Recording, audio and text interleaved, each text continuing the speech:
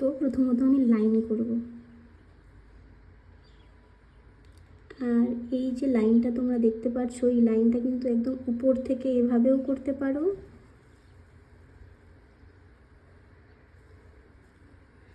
নয়তো একটা হাত এভাবে রেখে তারপরে লাইন করতে পারো।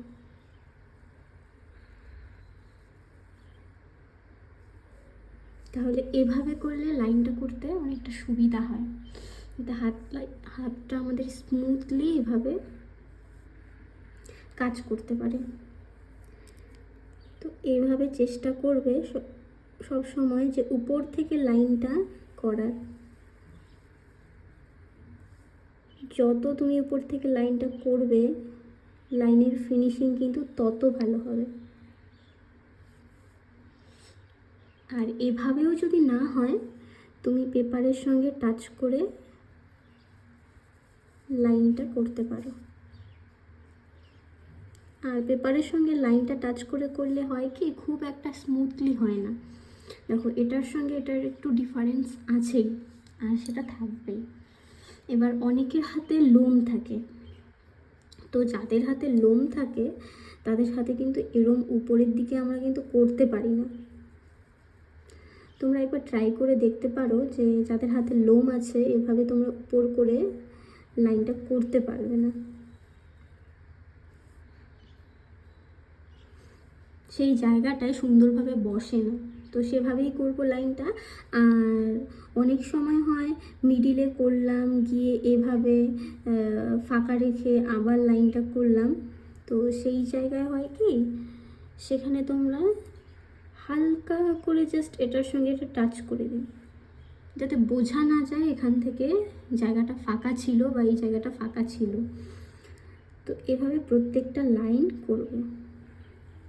আর সবার ফার্স্টে বলি যে মেহেন্দিতে লাইন করাটা কিন্তু সব থেকে বেশি গুরুত্বপূর্ণ। আর এই লাইনটা পারফেক্টভাবে কিভাবে করব সেটা তো আমি বলেই দিলাম।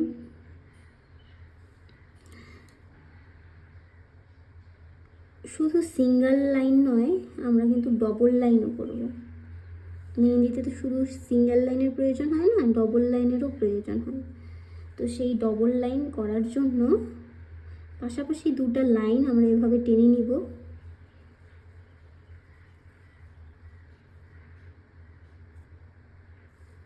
নেওয়ার পর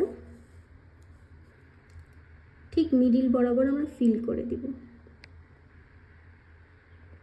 আর সেটা প্রপারভাবে ফিল করব, এবং ঘষে ঘষে না। অনেক সময় হয় কি, অনেকে ঘষে ঘষে ফিল করে, কিন্তু সেই ঘষে ঘষে ফিল কিন্তু আমরা করব না।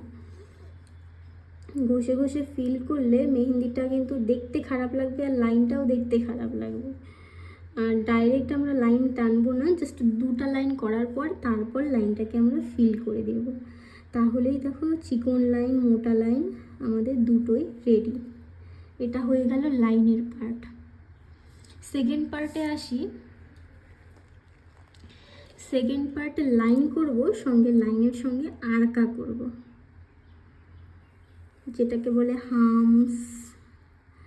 তোমরা হামসও বলতে পারো, আরকাও বলতে পারো।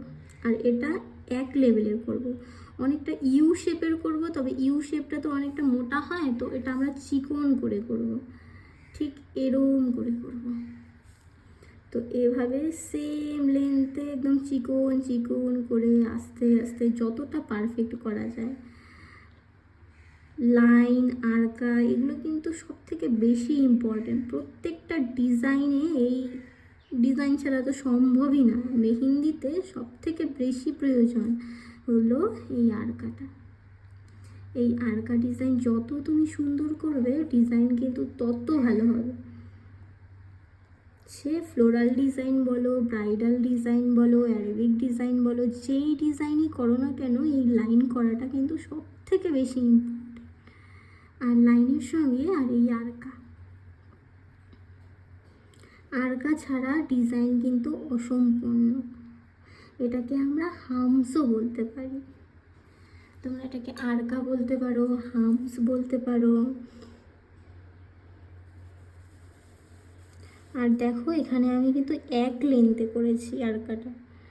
আর সেটা দেখতেও কিন্তু সুন্দর।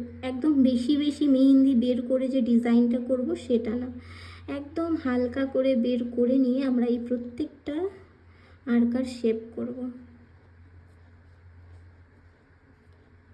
আর এটা তুমি যত সুন্দর করতে পারবে, একটু লম্বা টাইপের আর চিকন ঘন ঘন টাইপের, এটা কিন্তু মোটা টাইপের আমরা করব না। অনেকেই এটা খুব সাধারণ ভেবে ডিজাইনটাকে স্কিপ করে যাও, কিন্তু পরে যখন ডিজাইন করো সেটাতে আরকা ডিজাইনটা করতে অনেক অনেক সমস্যা হয়। তো এটা করা কিন্তু সব থেকে বেশি জরুরি। লাইন আমাদের পারফেক্ট রাখতে লাগবে, লাইনের সঙ্গে আমাদের আরকাটাও পারফেক্টভাবে করতে লাগবে। প্রফেশনালি কাজ করতে গেলে কিন্তু এই ডিজাইনগুলো পারফেক্টভাবে কাজ করা সব থেকে বেশি জরুরি, যেটা আমার মনে হয়। তো অনেকে এই ডিজাইনগুলো একদম সিম্পল ইজি ভেবে এই ডিজাইনগুলো করো না, পরে গিয়ে দেখবা অনেক ডিজাইনে সমস্যা হয়ে যায়। তখন অনেকেই তখন বলে যে দিদি এই জিনিসটা আমাদের ঠিকঠাকভাবে হচ্ছে না। তো এটা ঠিকভাবে করার জন্য কিন্তু আমাদের লাইন আর আরকাটা খুব প্রয়োজন। তো আজকে ডে 1-এ আমি এই দুটোই করব আর এই দুটো ডিজাইনই করলাম। তো এটা তোমরা কিন্তু অবশ্যই অবশ্যই প্র্যাকটিস করবে। নেক্সটে আমি আরও অনেক অনেক ডিজাইন তোমাদের সঙ্গে শেয়ার করব। তো আমার সঙ্গে থেকো। Thank you.